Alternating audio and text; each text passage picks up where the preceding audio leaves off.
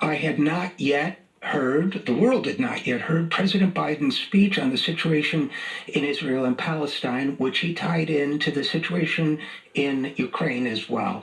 I think it was an important speech, tragically important, tragically wrong, but important. And I didn't want to let this week go by and let this week's episode go by without some commentary on it. So if you'll bear with me, I'm going to play audio clips of that speech, and I will use those audio clips to the best of my ability to be the source of the commentary I want to give for you today. So again, please indulge me because technically it's a little tricky to do this, but I'm hoping that in doing so, you'll get some value out of it.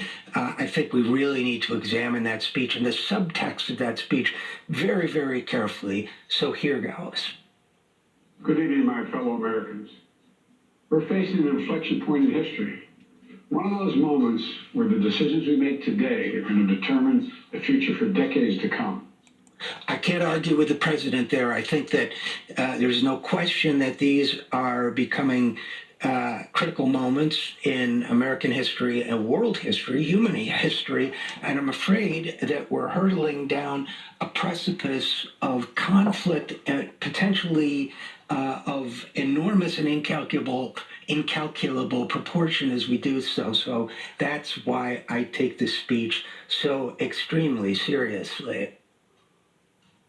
Now, note that what happens next is that the president describes rightfully and movingly the suffering of the Jewish people and the suffering of the victims of this crime, the trauma, all of which are deserving of our deepest acknowledgement and honoring and doing everything in the world to comfort. Nobody denies the terrible trauma that this has been for the individuals involved and the families involved and collectively for many, many people. We know about that. We understand that. But bear in mind that well into the first moments of the president's speech, other than describing what Hamas has done, he makes no reference to the Palestinian people at all.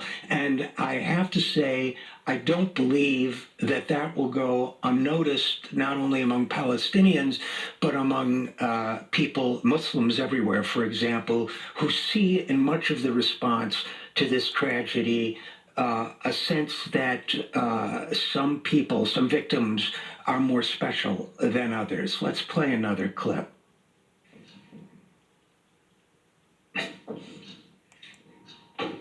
As president, there is no higher priority for me than the safety of Americans held hostage. The terrorist group Hamas unleashed pure, unadulterated evil in the world. But sadly, the Jewish people know perhaps better than anyone that there is no limit to the depravity of people when they want to inflict pain on others.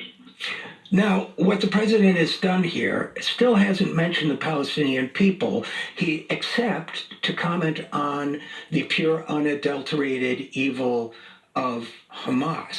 So we see now a couple minutes of empathy for one group and the only mentioning of members of another group being those perpetrators who are evil.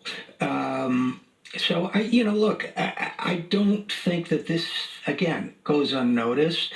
I think it amplifies a sense of alienation among the world's Muslims and among a lot of what used to be called third world developing nation people who see in all of this a double standard based on who the victims are. But let's listen to a little bit more of this speech.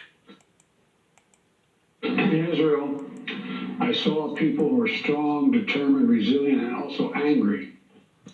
In Israel, I saw people who were strong, determined, resilient, and also angry. Again, no words about Palestinians who have seen the deaths of more than 1,000 children as well as thousands of others since the bombing began in Gaza. A bombing that was, according to the statements of Israeli leaders, was a self-described collective punishment. That's a war crime and an assault on people they described as human animals. Not a word yet about their suffering. Not a word yet about the Palestinian people as a people. Let's listen to a little more. in shock and in deep, deep pain.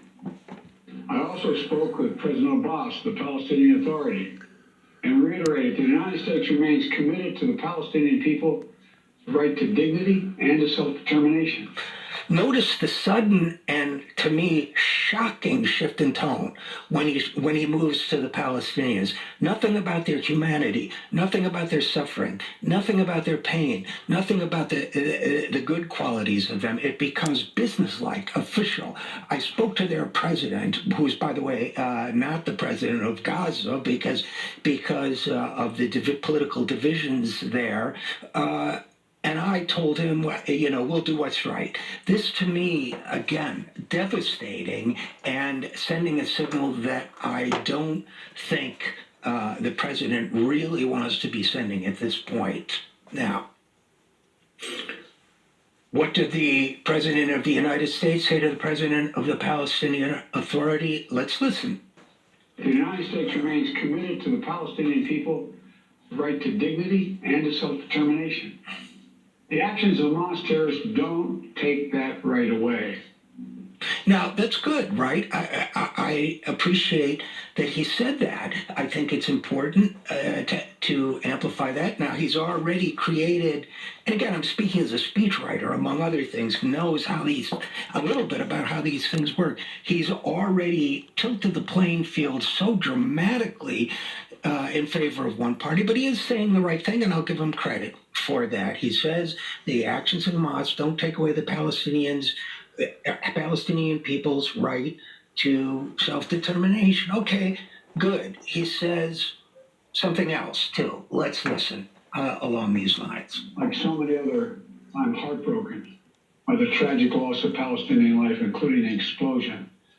Now, let's explore that for a second. When we're talking about the loss of Israeli life, he names the perpetrators. When we talk about the loss of Palestinian life, it's in the third person. What are his exact quotes here? I'm heartbroken by the tragic loss of Palestinian life, as if it were just an act of nature, as if there had been an earthquake or a flood or a tornado, never mentioning who is taking those Palestinian lives, with whose equipment are those Palestinian lives being taken. Then he references the explosion at the hospital in Gaza. At the hospital in Gaza, which was not done by the Israelis.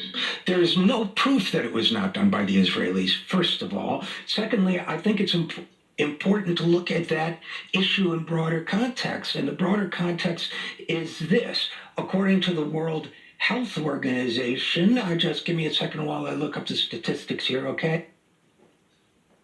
The World Health Organization reports that whoever blew up Al-Aqsa Hospital, and again, there are very serious questions being raised about this in the British media and other media, and I'll talk about that and write about that at some point too. So we don't know that that's the case, but even if in this one instance, Israel did not bomb that hospital, which it warned the staff members it would bomb. If somehow that didn't happen that way, there have been, by one report from the WHO, 115 other attacks on healthcare by Israeli forces in Palestine in the 10 days from October 7th to October 17th.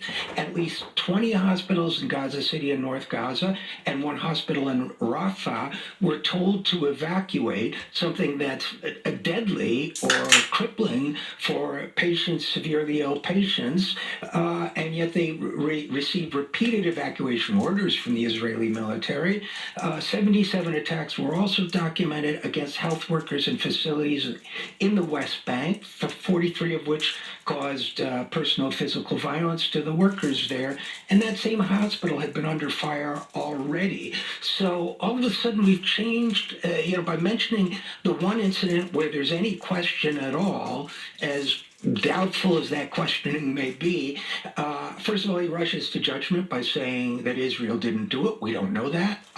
Secondly, and perhaps almost certainly more importantly, he ignores all the other attacks Israelis have made on medical care.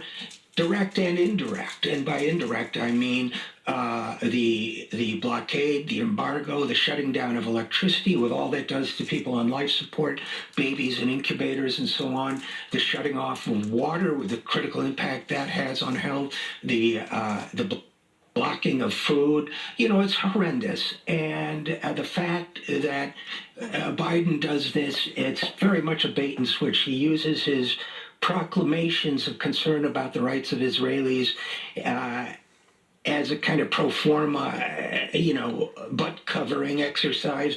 But even in that, he includes something that subverts the real story of what's going on here. So I wanted to point that out to you guys. And then there's this. You know, the assault on Israel echoes nearly 20 months of war, tragedy, and brutality inflicted on the people of Ukraine. That it does, but not in the way that the president thinks. The fact is that the parallel between this situation and Ukraine is one where Israel is Russia and Gaza is Ukraine. And anyone who thinks otherwise is not paying attention. It is Israel that is denying the democratic rights to Gaza. That's not an endorsement of Hamas. That's an endorsement of international law. Israel has openly been violating international law in both Gaza and the West Bank, and using military force to do it. That is for President Biden to do this inversion and make a terrorist act from a powerless people the equivalent of what Russia did to Ukraine is morally offensive. And yes, I use the word terrorist in the sense that an odious person named Pat Buchanan used it, and perhaps the only correct thing he ever said, which is terrorism is the war of the powerless, and war is the terrorism of the powerful. That's what we're seeing here. And let's listen to a little bit more of the president now. People that were very badly hurt since Putin launched his all-out invasion. We've not forgotten the mass graves, the bodies found bearing signs of torture, rape used as a weapon by the Russians, and thousands of Ukrainian children forcibly taken into Russia, stolen from their parents. Well, we could go on, but you get the idea. He's identifying with the wrong party here. We forget because we so rightfully empathize with what the Jewish people, including my ancestors, went through, that it's possible to separate a state, Israel, from a people.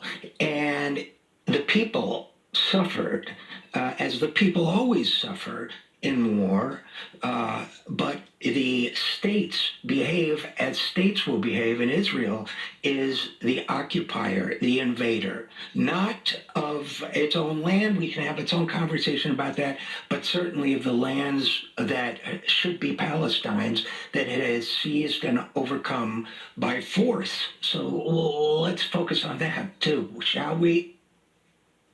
Then the president said this. Hamas and Putin represent different threats, but they share this in common. They both want to completely annihilate a neighboring democracy, completely annihilate it. Hamas, this stated purpose for existing, is the destruction of the state of Israel and the murder of Jewish people. Okay, so let's take that too. Again, the party here that wants to annihilate a neighboring democracy is Israel. The current leaders of Israel, at least, for sure. I'm not saying there are many people in Israel who want some sort of solution that allows both peoples to live together in the nations they were promised. But that's not who's running Israel now. The people who are running Israel now have made it very clear that they want to eradicate Palestine as a state altogether. And there's no question that this attack on Gaza is an attempt to destroy at least that portion of Palestine and the Palestinian people forever.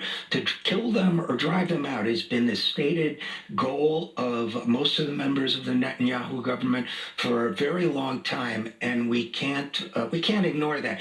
And then the president said that the stated purpose of Hamas, its purpose for existing, is the destruction of the state of Israel and the murder of the Jewish people. Now, I'm the last guy in the world you want defending Hamas because I thought that what they did was horrific. But, you can't negotiate peace when you demonize and make a Satan out of the people you're dealing with. So let's take a quick look at what the president asserts here.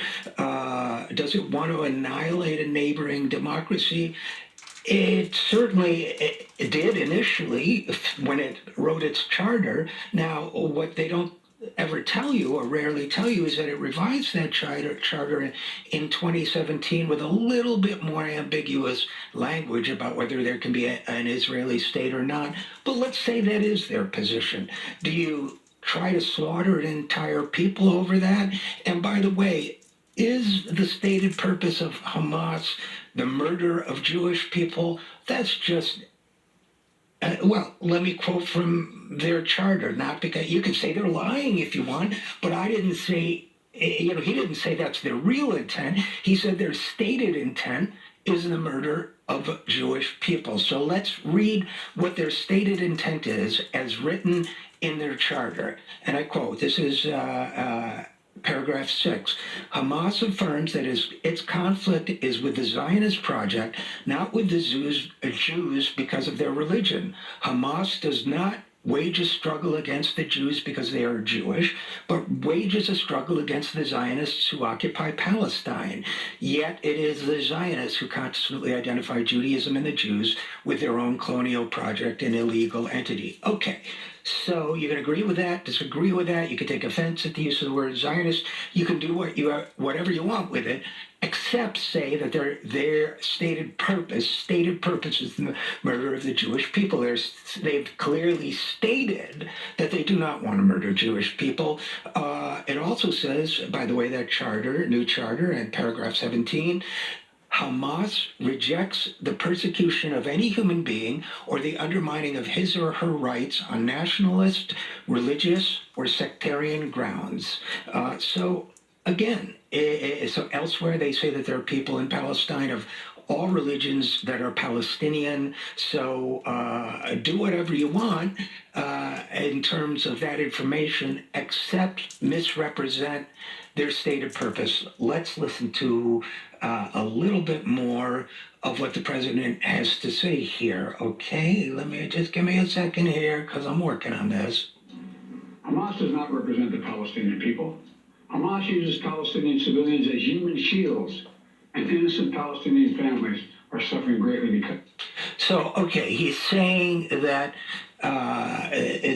that this is all about human shields. When they destroy an entire city block, supposedly because one or two people might be in there, that is a clear violation of the rules of war. You can't say that the rules of war allow us to blow up an entire city block to get one person. Now, if somebody was shooting their guns out a window of a house, you could attack that house under the rules of engagement, the rules of war. You can't blow up the entire neighborhood. And if you don't even know who's in the house, you just think somebody might be in the house, you can't blow it up, much less the entire neighborhood, much less an entire people. This is, I'll say it again, a violation of the rules of war, which this rhetoric about human shields is using to justify war crimes. Now, I won't say Hamas has never used people as human shields. I've heard that accusation before,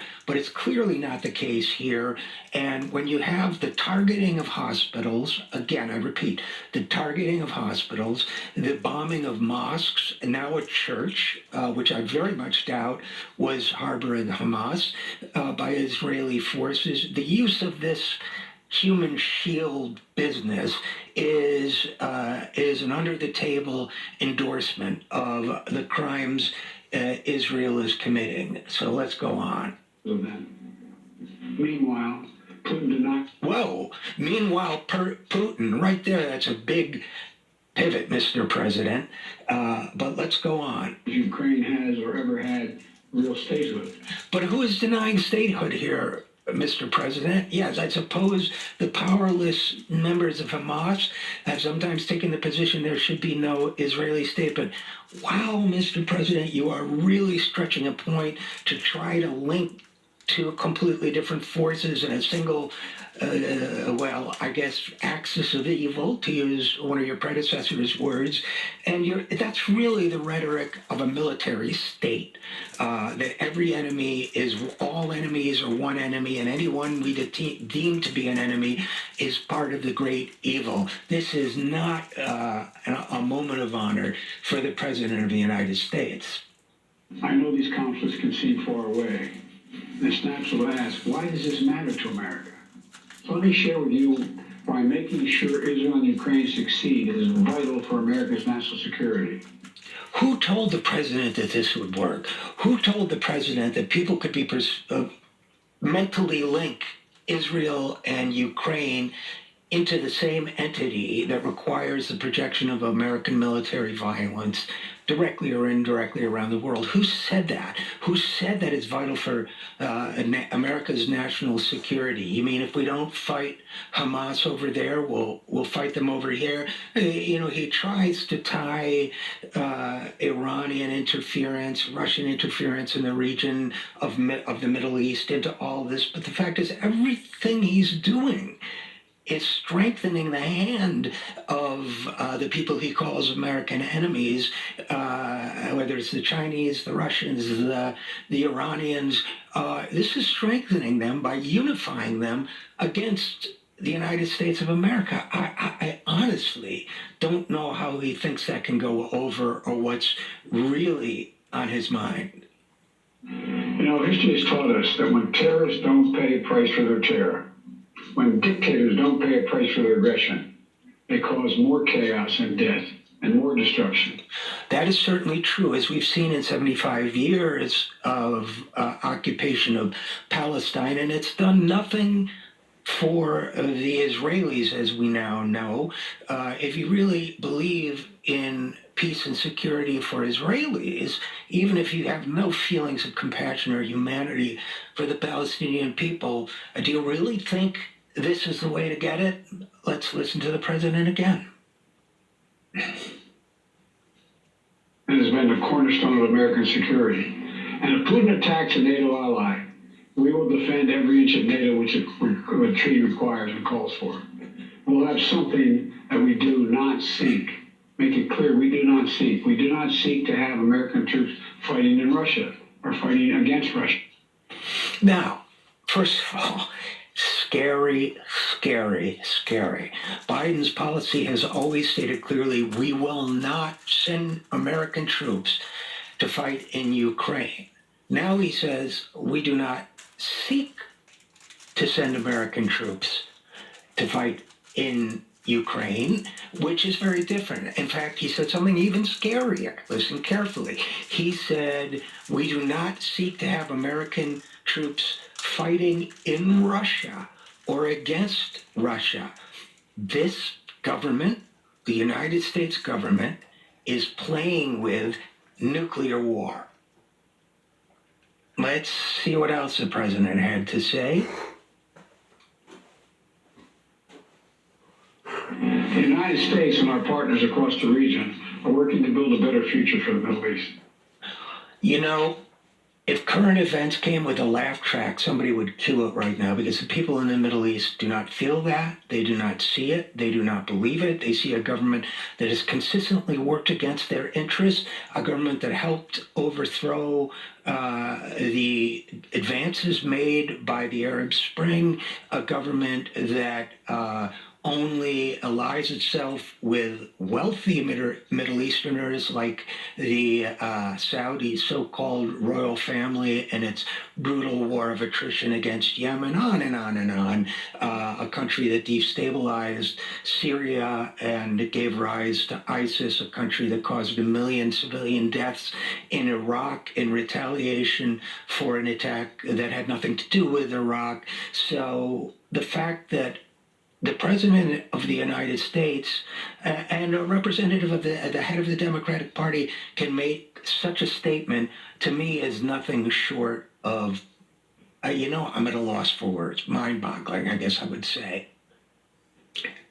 After promising to sharpen what he called Israel's qualitative military edge, the president said this. Qualitative military edge. We're going to make sure Iron Dome continues to guard the skies over Israel. We're going to make sure other hostile actors in the region know that Israel is stronger than ever and prevent this conflict from spreading. See, what they're doing is not preventing this conflict from spreading.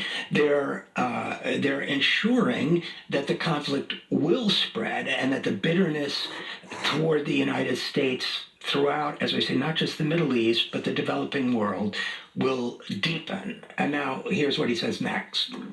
Look, at the same time, President Netanyahu and I discussed again yesterday the critical need for Israel to operate by the laws of war. That means protecting civilians in combat as best as they can. And yet, the president has done nothing. The United States has done nothing to actually intervene, not even a statement against some of the violations of basic rules of humanity as well as rules of war. Cutting off the water, cutting off the food, attacking hospitals, which, again, I'll reiterate, they have done. Whatever happened at Al-Asi Hospital, it's worse than hollow words. It's hollow point words, if you will. Now, then the president says, the people of Gaza urgently need food, water, and medicine.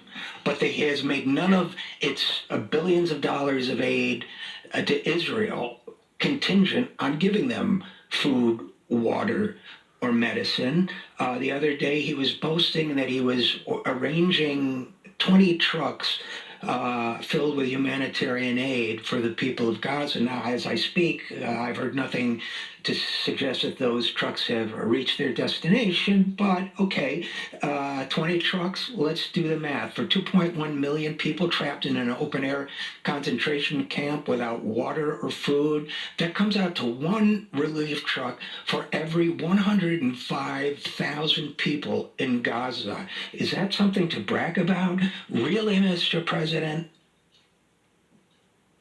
Let's continue. I secured an agreement for the first shipment of humanitarian assistance from the United Nations to Palestinian civilians in Gaza. Hamas does not... Agreements don't feed people, Mr. President. Food feeds people. Then he says, if Hamas does not divert or steal this shipment, because, well, you know how these people are, right? And he says, if it doesn't divert or steal this shipment, we will provide an opening for sustained delivery of life-saving humanitarian assistance for the Palestinians. So let me get this right. We finance the slaughter of Palestinians and arm the military that is denying them food, water, medical care, but then we'll throw a few crumbs at them to offset that. The only commonality here is the spending of American money and the ultimate outcome of the slaughter of Palestinians with a little bit of homeopathic, a homeopathic level of aid to help them. But human bodies and societies are not the same. And homeopathy, whatever you think of it, is not going to help in this situation. So let's go on. The president said, and I quote, President Netanyahu and I discussed again yesterday the critical need for Israel to operate by the laws of war. Shall we list the war crimes so far?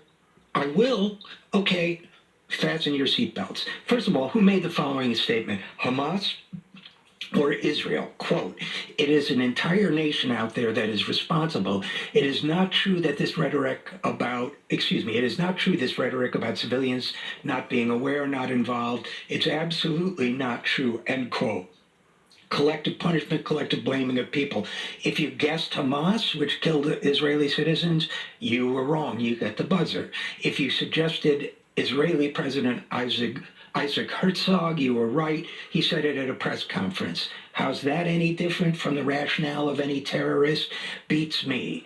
Look, I said before, Hamas committed a war crime by targeting civilians, but condemning that, obligates us all the more to condemn it in the people we're giving arms and money to. Massive war crimes are being conducted by Israel, and we're helping them instead. Let me lay out some of those war crimes for you, since I promised to.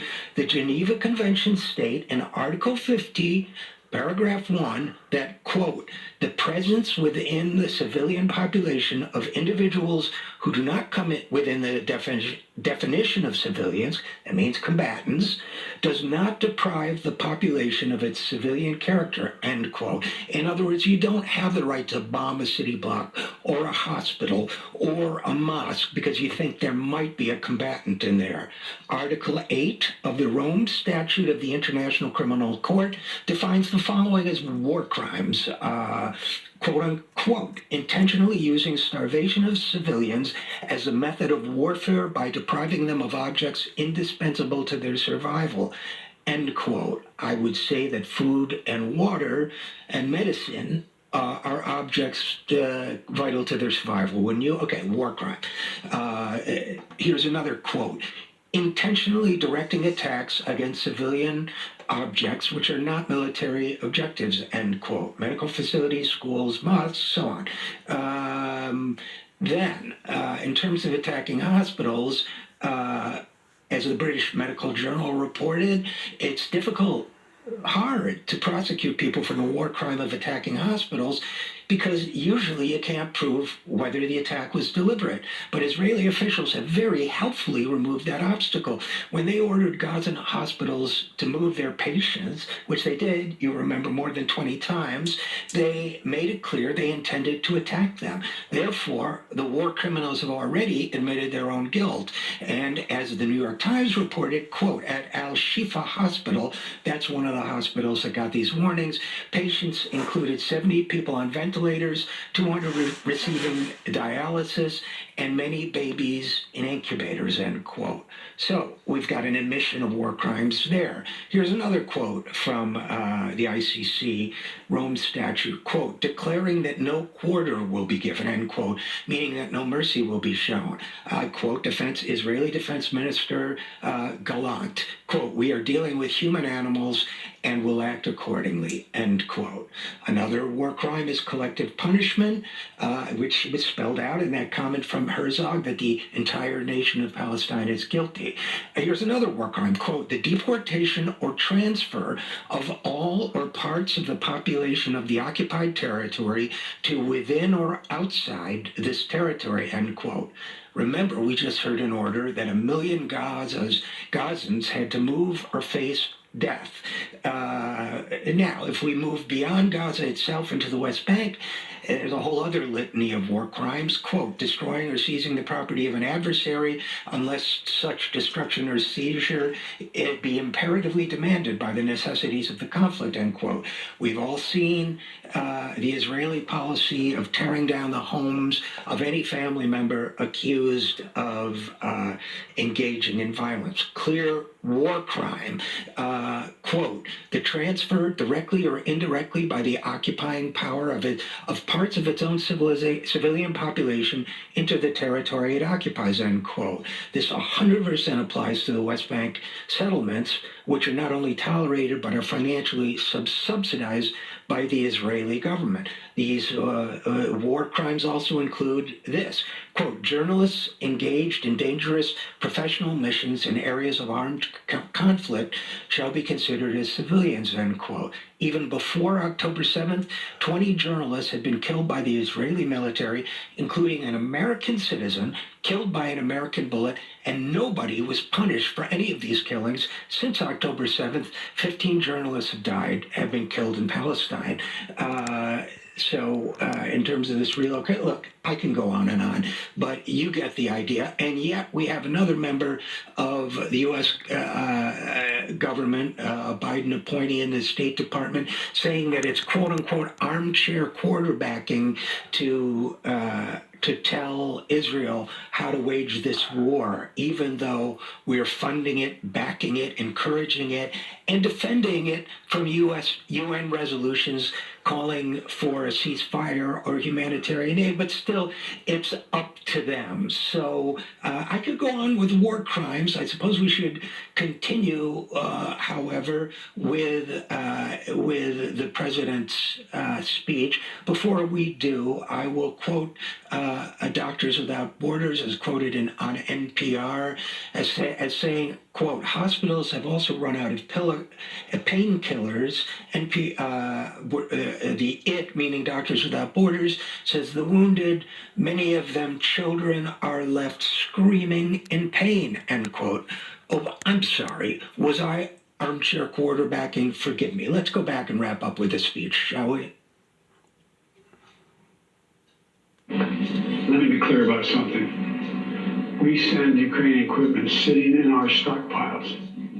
And when we use the money allocated by Congress, we use it to replenish our own stores, our own stockpiles with new equipment. Equipment that defends America and is made in America. Patriot missiles for air defense batteries, made in Arizona. Artillery shells manufactured in 12 states across the country, in Pennsylvania, Ohio, Texas, and so much more. You know, just as in World War II, today patriotic American workers are building the arsenal of democracy and serving the cause of freedom. Well, ain't that just Rosie the Riveter of you? So what the president is saying here is that we're giving arms to other countries around the world, fueling conflict rather than using diplomacy to resolve those conflicts. But it's okay. It's okay if we're bombing elderly women and infants in incubators in Gaza, because you will get a few jobs out of it. We'll be able to make batteries in Arizona, as if you can't create jobs in other ways with government money and more efficiently on a per dollar basis. But oh, sure, go ahead. Those artillery batteries are made? I don't know what the difference in his mind between defense batteries and artillery batteries are. Maybe he means battery fire, but made in 12 states. And so just like in World War II, boys, let's roll up our sleeve and do something for the cause. Sounding in the distance, I felt something I've always believed, more strongly than ever before. America is a beacon to the world. Still. Whereas my friend Madeleine Albright said. Oh, you mean the Madeleine Albright who said that if sanctions kill 500,000 Iraqi children, it was worth it? You mean that beacon to the world? Okay, I'll let him continue. The indispensable nation. Tonight, there are innocent people all over the world who hope because of us, who believe in a better life because of us, who are desperate not to be forgotten by us, and are waiting for us. You know what makes me really sad about that, actually, is that there was a time when that was true. There was a time when people fighting for freedom after World War II in countries around the world thought the United States would be their beacon, thought it would be their guiding light, thought it would help them. And instead, they were not only let down, they were attacked by the country that they hope would be their salvation. It's so sad, really so sad, that we're still doing that now. Okay, let's wrap this up, shall we? I refuse to let that happen. In moments like these, we have to remember who we are. We're the United States of America. The United States of America. And there is nothing beyond our capacity if we do it together. Nothing beyond our capacity if we do it together, except calling for peace or using diplomacy to save lives. Apparently, that is beyond our capacity. My fellow Americans, thank you for your time. May God bless you all. And may God protect our troops. This is a little beside the point, I guess, but I just wish once the President of the United States would say, God bless our teachers. God bless our nurses.